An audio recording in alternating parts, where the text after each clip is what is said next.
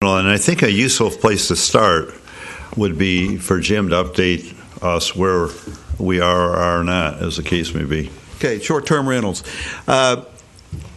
Technically speaking, I cannot change the organizational structure without council approval. So what we've done is we've moved our code enforcement officers to the police department, but budgeting-wise, they're still charged out of planning. I plan to put that request into the council in the next budget year where we would actually transfer the dollars into the police department. What we're hoping that that's going to do is give us a few more resources. For example, following up with the internet, the police department, through their detective division, they do internet searches all the time, so I think that'll give us some capability. It will also give us capability after hours if there's something suspected that our patrolman could go around and say, hey, there were 10 cars there at 11 o'clock on that night, and that we can do some of those type of searches. So I think it really will give us more flexibility in the enforcement of short-term rentals. We feel like that we have most of the provisions in the code already in place in order to pursue that. You all are passing the ordinance at the $500. I believe the city attorney said that that's about the maximum you can have. It's still going to take time, and we cannot go in and, for example, a recommendation was the police officer goes there and moves all the furniture out of the house because the person renting the place is in violation of the law. We can't do that, and we're not going to. My recommendation is we don't jeopardize the city over this, but at the same time we follow the processes, and that we can, I think, build legitimate cases against those violators. And the violators really are the property owners. They're the ones that have the initiative. They're the ones, the beneficiaries of this process. So we've got to really hit the property owners, and that's what our intent is going to be. Go ahead, Mr. Okay, Jim, as far as moving code enforcement in the police department, trying to understand the mechanics of it. They will be reporting to Chief Curry's organization. That is correct. We have a lieutenant. There is a lieutenant that will be in charge of them, and it'll be part of that division. So they actually will be reporting directly to the community resource officer, because she's the one that holds our community crime watch meetings. Hopefully we'll get some input from those neighborhoods when we, for example, out on the beach, we hold one at the church out there you've been to several times, and we get a lot of input from residents there. And so Anna will hopefully be able to give us some input from those community outreach. So in the organizational structure, the code enforcement folks will report to her. She reports to a lieutenant and ultimately to the chief, and that's what the plan is. She'll be interpreting our municipal code. Correct. That's where I'm still wondering if that interpretation. And we're moving it from this one. I'm sorry.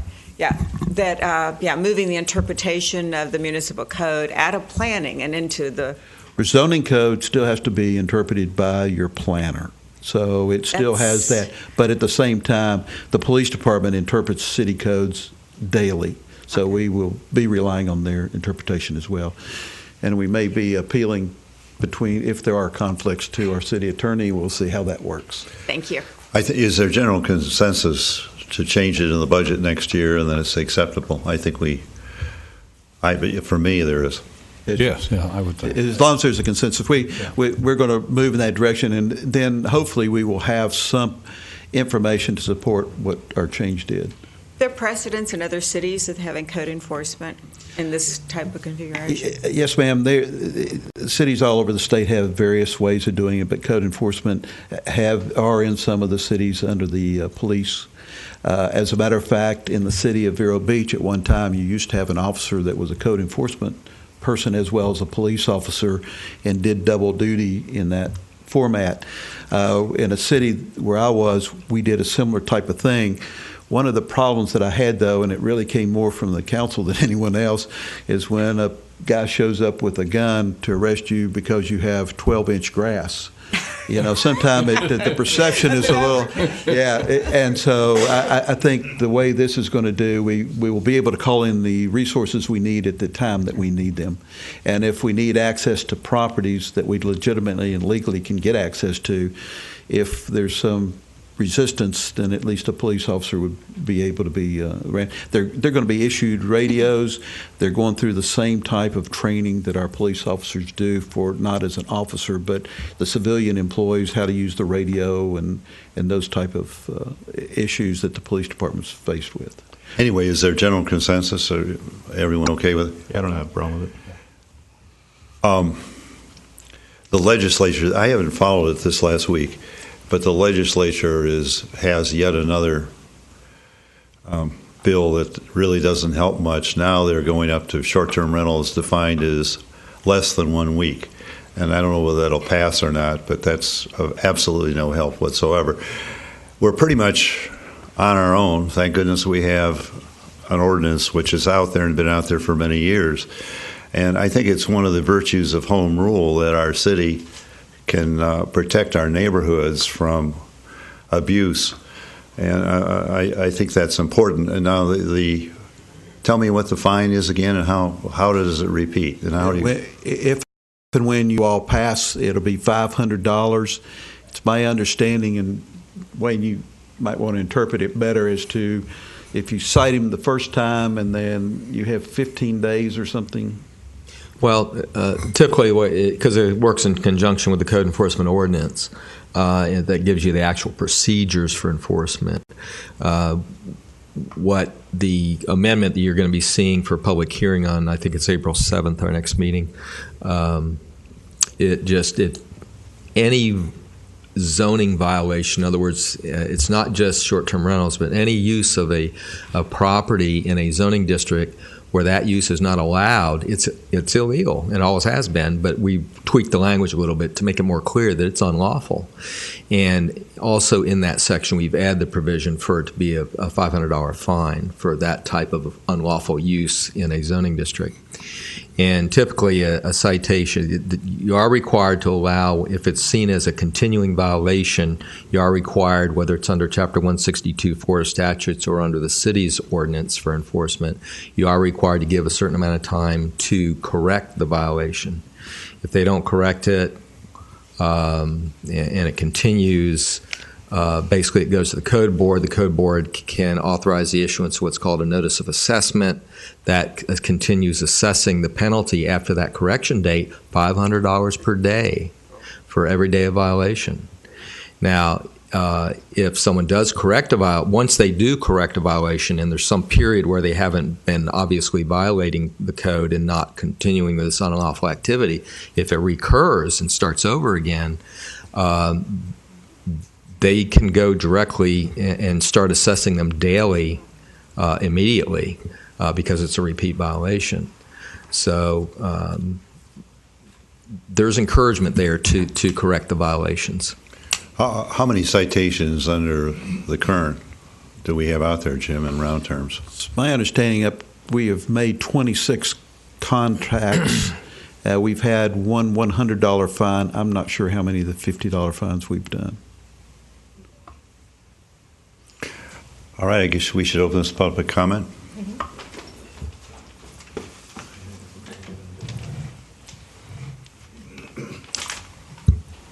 I'm David Hunter from 3702 Eagle Drive.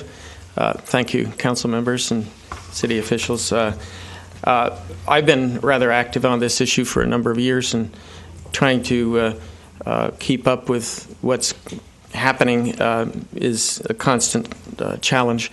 I want to compliment both the city council and the city government for the recent action since the last city council meeting of February 3rd for these improvements, the shifting of the code enforcement staff, the ones that actually go out and write the citations, to the police department, I think is a very good step and will help to provide a more proactive and forward-leaning approach to code enforcement, because obviously if you have a code on the books and it's not enforced, it's meaningless. So enforcement is a big part of the issue. I'm delighted to know that we are protected by the grandfathered clause, and that Mr. Comment and all of you managed to get this clarified so that people in the community are now better understanding that we don't allow short-term rentals of less than 30 days.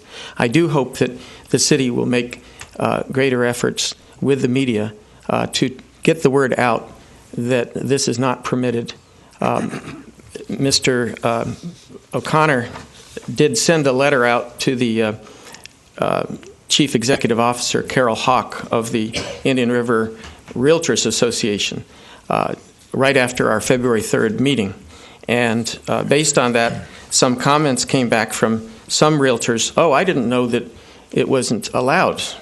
And these are people that handle leasing operations for large real estate companies. So the more we get the word out that this is a prohibited activity, that would be very helpful, especially to the realtors. And some of the realtors, Mr.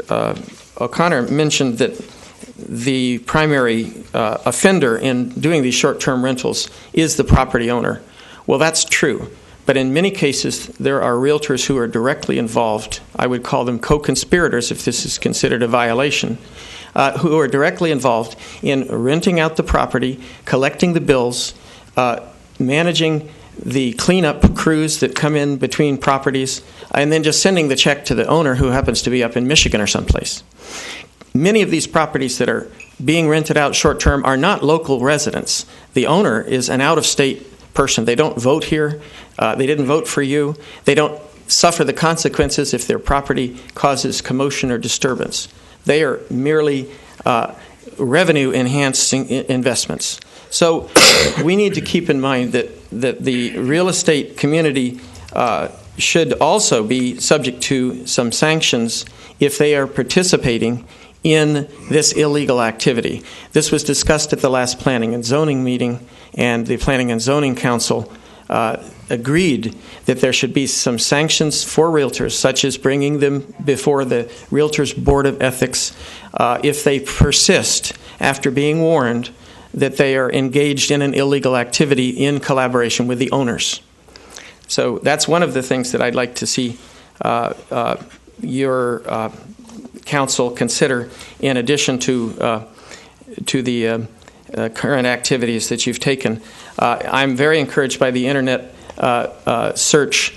Previously, when I was here at previous meetings with the Planning and Zoning Director and others from the code enforcement, they were giving me excuses saying that they could not trespass on the property to go to the front door to determine who's in the property. They could not run license tag checks to see if the property, if the cars in the property were residents of the property or are outside. All kinds of excuses of what they couldn't do. Now those things have changed. They're doing those things. They're checking the properties. They have gone up to the front door of the property. So that's an encouragement. But the biggest problem we still face is all this internet advertising of properties openly which are going on. And many of the people who are running these operations that are illegal continue to do them even though they have been cited for violations. Mr. O'Connor mentioned that there were 25 citations written. Well, most of those were warnings. There was $100 warning for Eagle Drive Delight. The day after our February 3rd meeting, it was written. Eagle Drive Delight has since then rented out at least 3 times after receiving and paying their $100 fine. The $100 fine was paid by the real estate company that was renting out the property on behalf of the owner. And the first $50 fine that had happened a year earlier was also paid by the real estate company that was renting out the property. So obviously we've got to have higher fines, and we've got to have more sanctions to deter activities. A warning citation for one on Date Palm, which is just around the corner from me. I go by every day. The first warning citation, it has been rented every day, almost every week, since that warning citation was sent out on February 6th. New people every week. So clearly they're ignoring our warnings. They're ignoring the fines. We've got to do more. Thank you very much. All right, further public comment? Mr. Digg.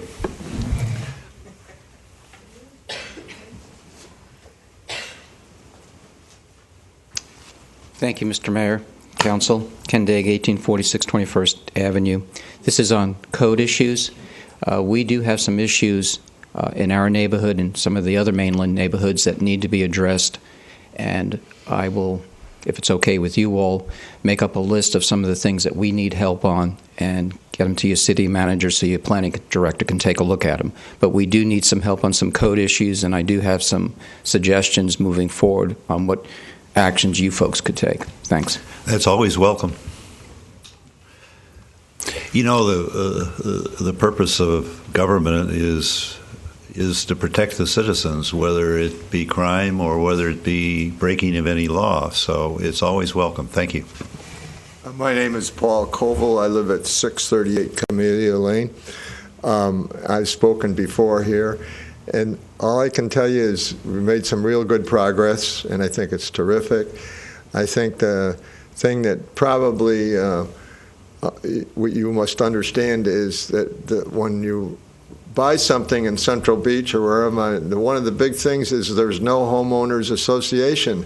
Well, you've become the homeowners association, whether you like it or not, and that's a real protective for us. And so good luck, and thank you very much. Any further public comment? Seeing none, I'll close. Oh, come forward, sir. I'm sorry. Good morning, council members and ladies and gentlemen. My name is Randy Fryer, and I reside at 902 Seagrape Lane. This is just an FYI. You know, our property values drop when these short-term rentals come, and also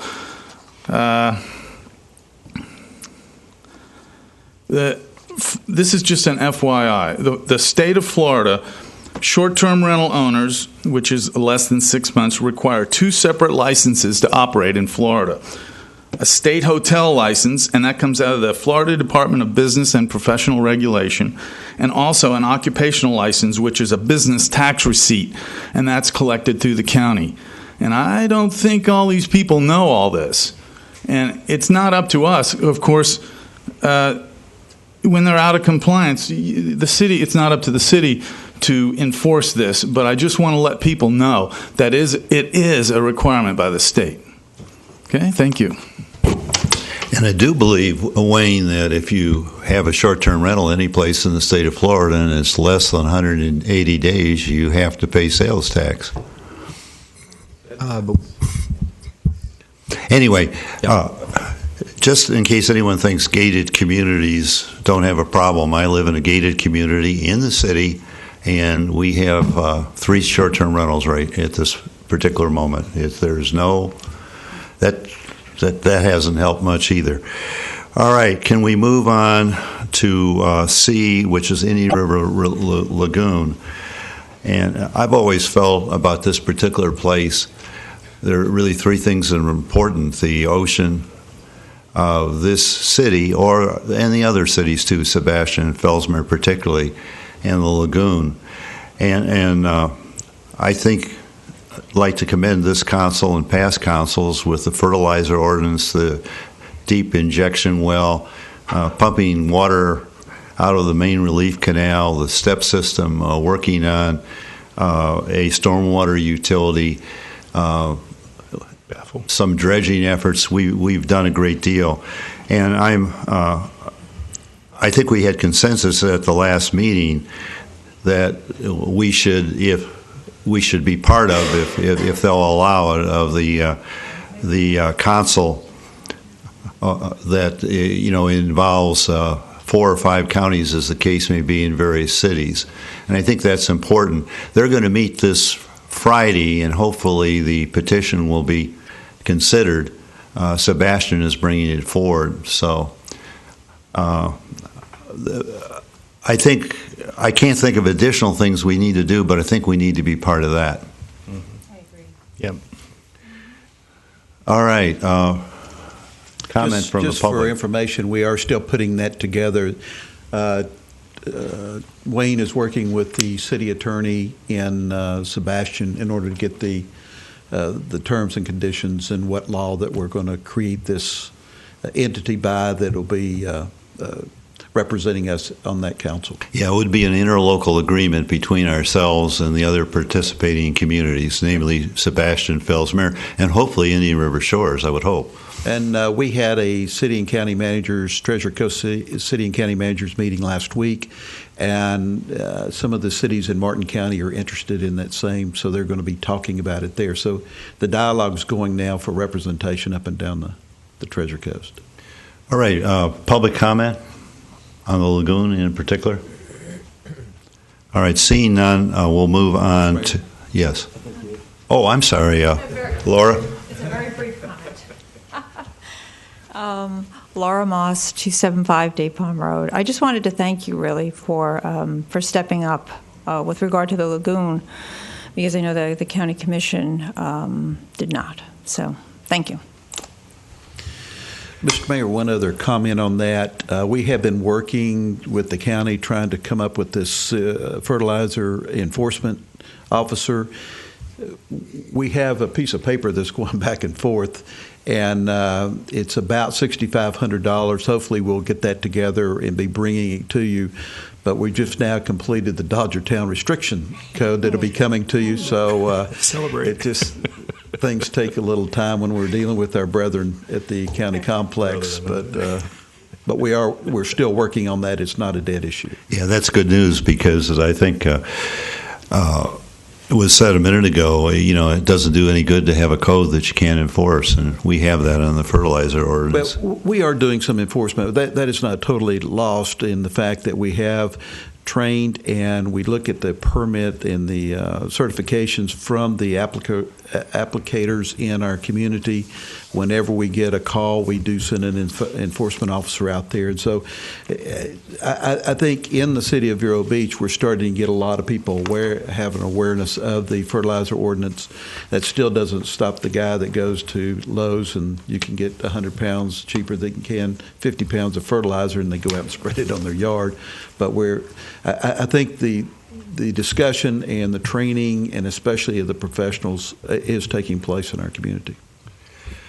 All right, that'll move us on to discussion of publicity. And if you wouldn't mind me verbalizing a little bit here, I think this little city does a wonderful job, whether it's things like the Clydesdales, it's working with the Cultural Council, it's having the fountain in Royal Palm Point for children, it's the parades, and not that the City Council does any of these, but we certainly back the city being whatever portion it should be of these things. Last summer, the Blue Angels, and in June of 16, the Blue Angels again. And I think, as Randy said earlier, the city staff is doing an excellent job. What concerns me, I go to meetings up and down the Treasure Coast, and I can be there with people from other governments, cities, and so on, and from the county. And, the image out there is I don't think we get credit for the wonderful things we do. I really don't. I don't think the staff gets credit. I think the things that happen around here, or in Sebastian or Fellsmere, are actually done by those particular and allowed and facilitated by those particular governments. And I think we get next to no credit for doing a great job or trying to do a great job. There may be those that think we're not doing a great job, whether it's youth sailing or the rowing or the dog park or whatever it is, whether it's facilitating business, whether it's thinking about the Twin Pairs, thinking about the Main Street. The second one, E, is TV links, and we can talk about that at the same juncture. That is a problem, money-wise. And I'd like to talk to them together, because I'd like to see us put in next year's budget a line item for publicity, potentially, $40,000 or $45,000. We could get if you talk about publicity or marketing, and you talk about marketing a packaged good in a supermarket, I obviously know how to do that. But the marketing, and we have all organizations around town. I said it in Bob Seuss this morning, the Cultural Council, the Chamber of Commerce, the Indian River Neighborhood Association. that do a good job of getting forward in front of the public and making information known. And we do a very, very poor job. In fact, we don't do a job at all, in my opinion. So I'd like to see us tackle that into the future. In other words, actually spend some money on it. I would envision that it could come under the city clerk. It could be like we used to do the television with a part-time employee. There are lots of communication managers, and there are lots of people that know something about this. I don't know how to put it together. This is like your comments about FMPA, Randy. I don't know the where all of it is. But I think it's just a shame that this city doesn't get credit for what this city attempts to do.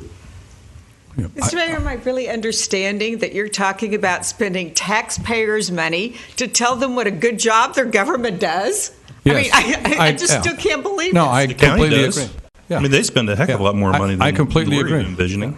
I mean, I'm not going to go to this. I mean, I couldn't go to the taxpayers and say, hey, I'm increasing your taxes because I want to tell y'all what a great job your government does. I mean, last year we increased the city clerk staff. We now have a city clerk staff of 6 people. I mean, this is unheard. I mean, go look at any city our size, and that is not, it's way out of balance. And you didn't raise taxes, and you got more reserves. It was done financially well. Very well. And I think there's an awful lot the city doesn't know about itself, and I think that there's a lot of things that go on here that the city doesn't know about.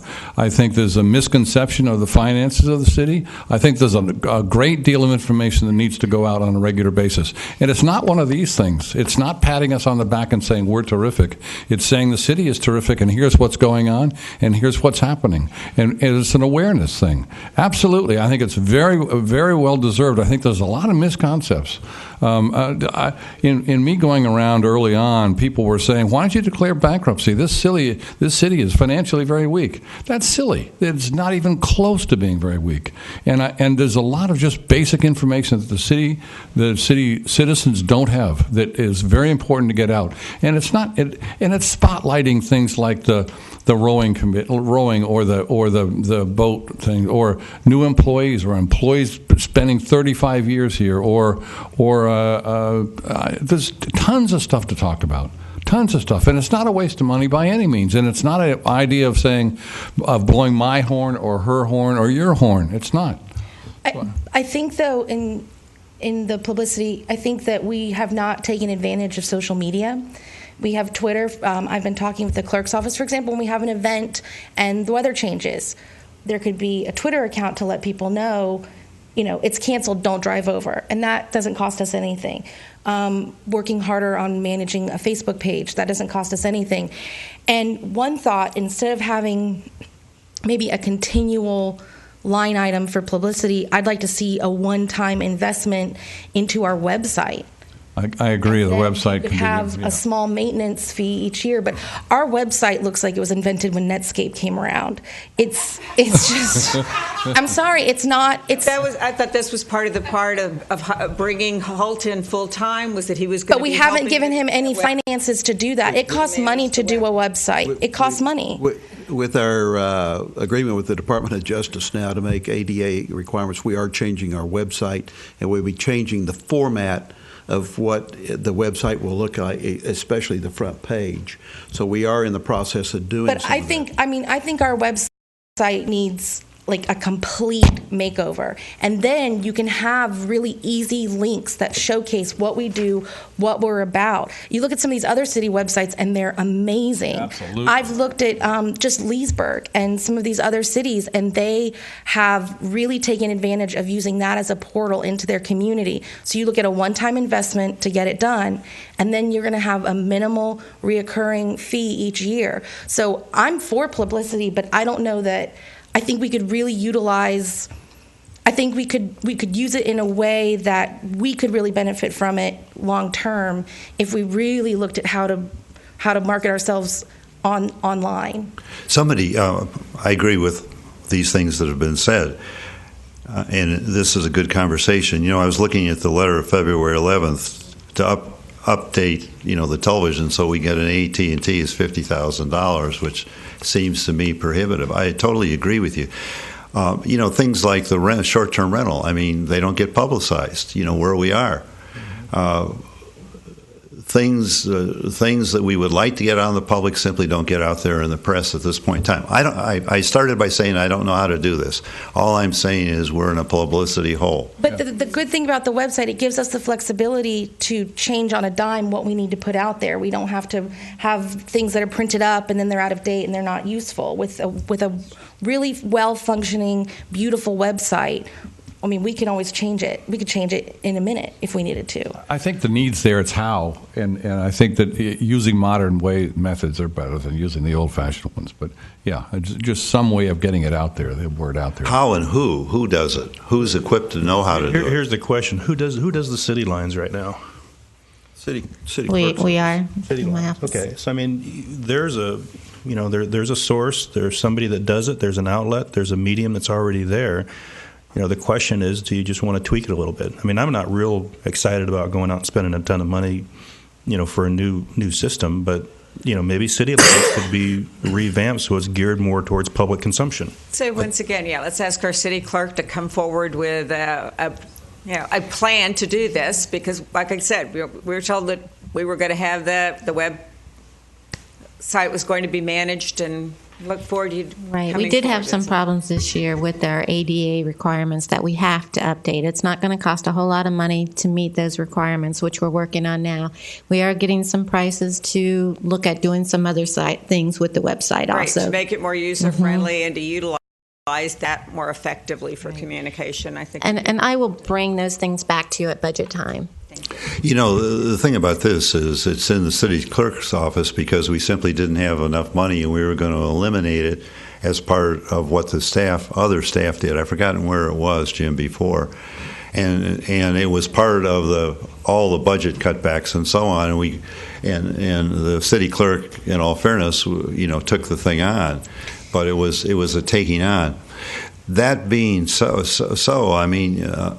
Amelia, you're obviously more tuned into this than I am. If you'd like to work with when you do an overhaul on your website and you have a company create it for you, they'll throw you through a training so that then either they can maintain it for you or you can maintain it for yourself. So once the initial template is laid, then putting the information or the pictures can be within our staff purview. But as far as redoing the website, that's something that someone who designs websites and their interfaces would need to do. Plus, they make it so that if people are searching Vero Beach, they can plug our website in so that sometimes the first result that comes up if people are searching Vero Beach becomes the City of Vero Beach. And that's all stuff that they are very good at doing. So then, we're publicizing ourselves on Google or Yahoo or those different search engines. Would you like to work with her? Sure, I'd love to. And accomplish that. Holt is sort of heading that up through the city clerk's office, because we sat here and had a meeting talking about the different templates.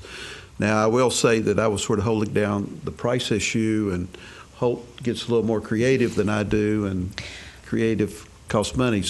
But I think we've settled on at least to a web frontage that's going to meet our requirements right now. Going forward, that same company can come in and create your website and your backup pages as well. So, yeah, two comments there. I think that's a better thing to do than spend $50,000 to be able to get on AT&T than Comcast. That's where I was starting. Just to also let you know, the police department has now started including in all of their electronic accounts our meeting dates, our meeting times, and that kind of stuff. So we are coordinating through the city clerk's office and the police department. So we've got multimedia coming out from two different. Well, the other thing that would still concern me, short-term rental as an example, since we were talking about it, we need to be able to issue somehow or another news releases, whether it's to the West Palm Beach station or whether it's to the local news, to say, here are the facts on short-term rental or the step system or whatever. And that needs to be part of it somehow too, because we're not also using the old-fashioned as well as the new media. We're not using anything really.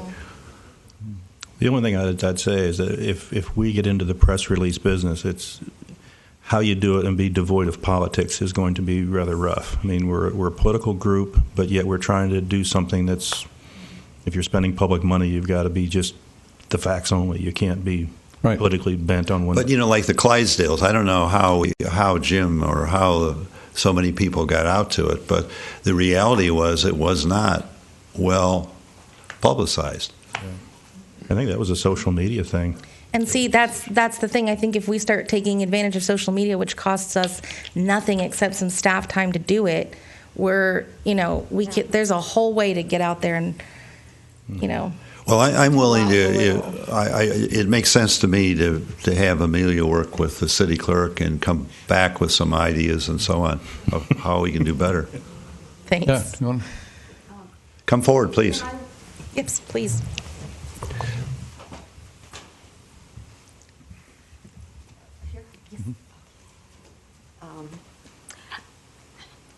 Hi, my name's Colleen Rosenbaum, and I'm sorry I did not know about the meeting, so I couldn't weigh in earlier. I just found out, so I'm here. If it's okay, I'd love to weigh in because I think there's some background and facts that are critical to making a correct decision for everyone in the community. First of all, I am a short-term property owner, rental property owner. I have been for the last 9 years. I've also had long-term property rentals in Miami, which I had more problems with on an ongoing basis than I ever even dreamed of having up here. And I think it all comes down to the way it's managed, 100%. Number one, tourism is the lifeblood of this community, and in the off-season, it's generally young families or couples that come down, and I say down because usually it is, but there are also people that come from literally all over the world, and my husband, bless his soul, when he was alive, and I used to say that if the people that came to stay in our house lived here, we would want them to be our friends. Not only do the people come and our neighbors are so welcoming that the people want to come back again, but they love the community. They not only spend money here, they, sometimes they've come to visit family or friends that live here, and once they've truly discovered it, they want to invest in Vero. I went to the county clerk's office to try to find what the taxes are, because we pay huge taxes, and which is got to be a major portion of the budget, and not to mention the fact that during the course of the year, when it's property owners, I used to be in a line of work that put me in a position of marketing to business owners, and I would ask them, what would you do if there was not short-term rentals? And they used to say, we would, the sidewalks just curl up, and we barely make it in the off season. In the off season, it's generally, like I said, the young families, and I have a very strong lease. I get a driver's license. I have them take out vacation rental damage insurance, which is nominal, but it can cover up to $3,000. And I also get their credit card. So if there's anything over and above that's not covered, then, they know, just like a hotel. But it's not necessarily going to be taking from the hotels, in case that might be part of the issue in some people's minds, because it's a different clientele. And not everybody that comes down wants to stay in a hotel. And hotels certainly have their place.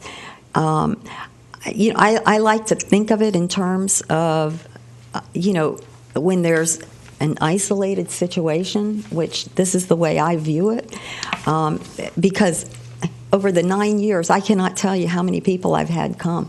And I have had, maybe on 2 fingers, a problem, and never has it been something that spilled over into the neighborhood. I've had a couple that came for a few months, an elderly couple, and their son, I believe his name is George Shumlin.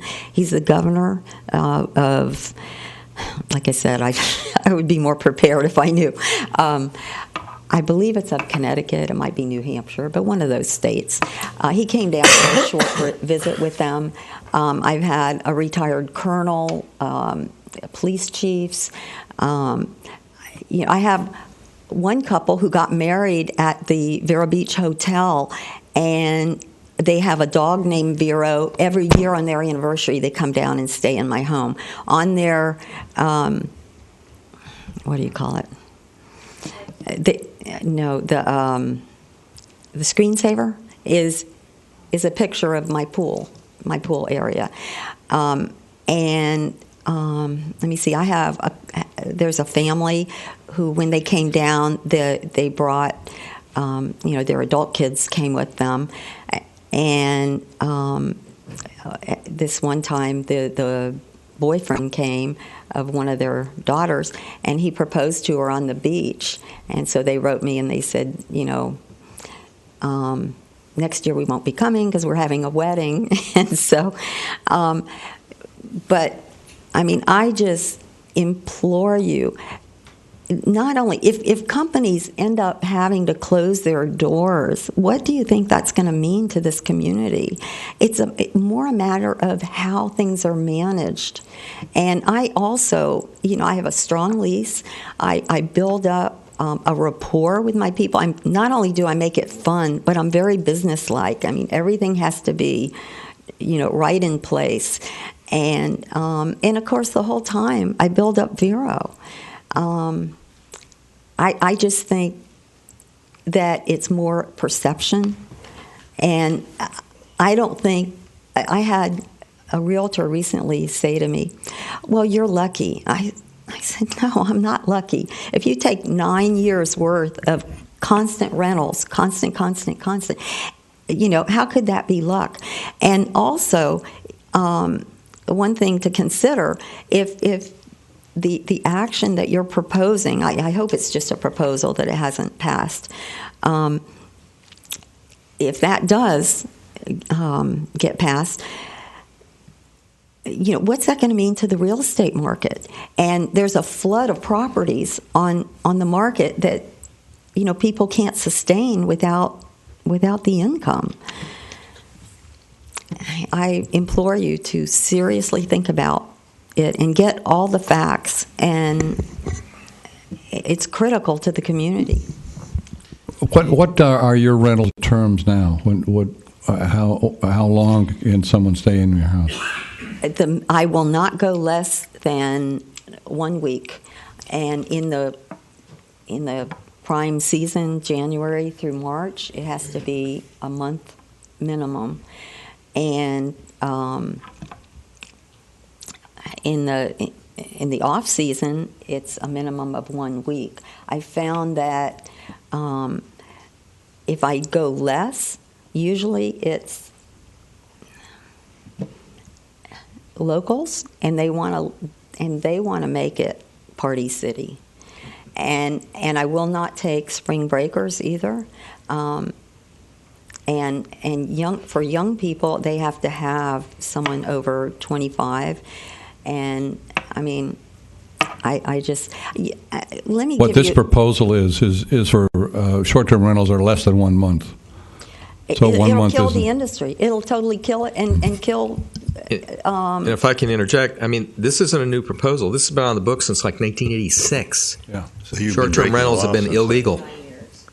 That's why the City of Vero Beach is grandfathered under the state law. Yeah, well, mine's not in the city proper, but it's, You're fine in the county. But now, also, if you could think about it this way, if you have a disruptive person on an airplane, does it make sense to outlaw airlines? I mean, you deal with the issue. I mean, and you look at the whole picture. All right. Well, thank you for your comments. We understand your angst. Yeah. I mean, can I say one more quick thing? If this was passed and the market was flooded with all these short-term rentals, think of what it's going to do to real estate here, too. It is passed. What we're talking now is raising the fines for violation.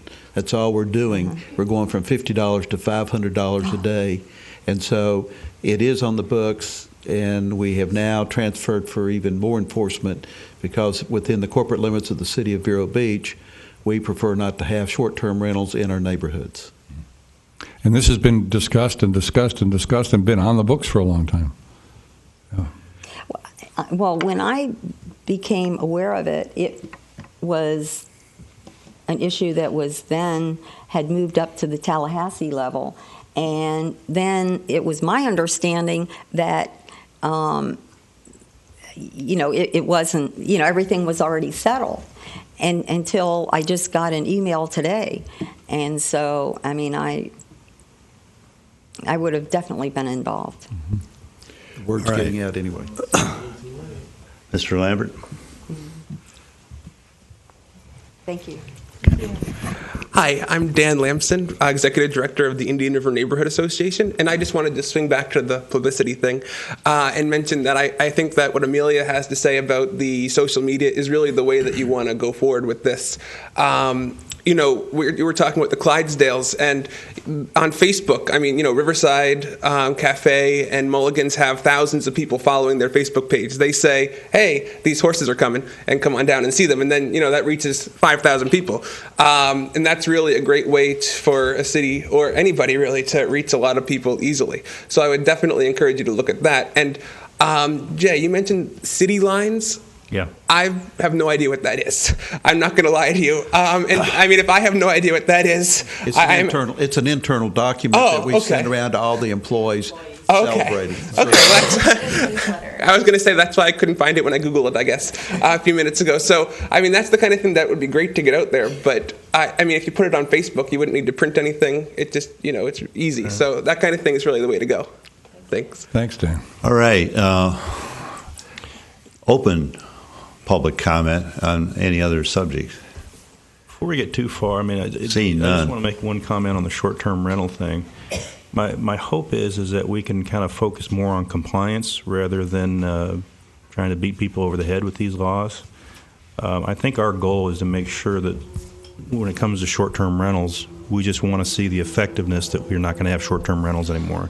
And if we have people that are doing short-term rentals, we need to work with them on trying to get them transitioned off of them to make sure that they're not, we don't have a bunch of homes in foreclosures or people in financial difficulty. Once you start going down that road and getting, becoming unworkable, lawsuits start popping up and then we become completely ineffective.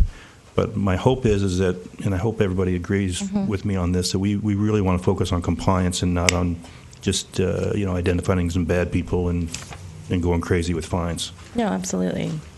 Okay. Randy, your memo of March 13th, you had a bunch of issues. Did we get them all? Yes, I think so. There's always some more little things, but I think I think we hit the main ones. Yes. Yep. All right. We probably should come back and recap the vision plan.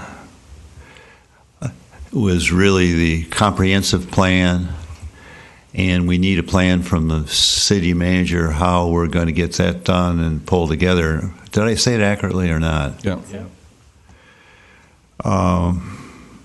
Long-range planning, where are we? I believe what we're going to do is, in the capital budget, really flesh that out, say what we mean and mean what we say.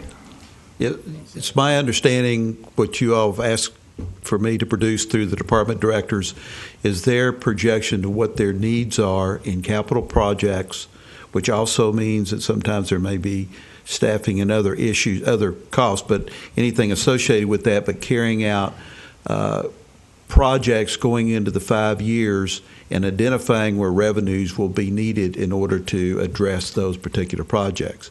We use Leisure Square as an example, and I think Amelia talked about funding depreciation, which in my opinion will never work, but if we put Leisure Square, and I'm just using that as an example, in the budget and it's in year 2, then we have an engineering period in which we design it, and then in year 3 is when we would go to construction, and those would have identifiable numbers, and the department director would come up and make recommendations of how we fund that. Now, you will also get some other issues, and now that we're beating on recreation for a little bit, there's going to be input from the Recreation Commission, and they talk about lifeguard hours, and that'll be another one of those items. So it may not just be brick and mortar, it may be how many hours on the beach do we cover. And I'm just using them as an example because from the police department you'll probably say here that we need another road patrol or we need another dog or whatever the case may be. But that's what I'm going to be asking from the department directors. Monty will come up and say this is how many lane miles we need to pave next year in order to keep with the program that we have under our, and so that's what I'm going to be asking them to do and to bring that to us, and then we can lay out and you can see what, from a department director's position, what they feel is necessary to carry us into the future to keep Vero, or how we produce that. Yeah, I'm still, what I'm a little confused about is the vision plan going into the comp plan and how detailed the comp plan is in the financials. I don't really quite get that one yet. And does the comp plan also include things that each department wants? No, this will be totally separate. The comp plan and your vision plans and putting those neighborhood plans into that document is totally separate from what I am going to produce for you. That project that is undergoing for the comp plan. Now, Tim may come back and say, in order to expedite that, in order to hold more public meetings, this is what I need. It may be a consultant just to facilitate meetings or something, but I think what Tim's position is, he feels like that the community needs to write the plan, and I agree with that, as opposed to someone. You hire a consultant, he goes on the shelf and picks the one that's closest to, and it says beach, and he doesn't care what beach it is. So I would assume that it's going to take some money to carry out the vision plan or the comp plan. That is correct. Yeah, I don't mean the building of the plan, but I mean what the plan contains. It's probably going to take some money also. Absolutely. And so how does your plan, the 5-year plan, and our budget, a 5-year look, meld together with a comp plan? Hopefully it's going to be reflective of the comp plan because the department directors are going to have input into that. And when we talk about making neighborhoods, the walkability of neighborhoods, immediately comes we need sidewalks. So in our public works department, they will be planning sidewalks. Okay. All right, the waterfront, Jay, you're going to bring forward, say what you're going to do, and then we'll summarize it. Yeah, I mean, there's some people involved in this, and I think the best thing to do is just to have Paul Drittenboss come back and present, the master plan idea. And I think what would really be beneficial is that if he could explain the benefits of having that master plan and how to get everybody on board to get things moving. Okay. B, short-term rental, I think there's nothing much more to add to that. Any river lagoon, I think we're in consensus as far as the interlocal moving forward, if that so be it. The TV links is really not doable, and I think Amelia's proposal on publicity of using modern methods is like, and her working with the city clerk makes sense. Okay. Mr. City Manager, you have further direction you need.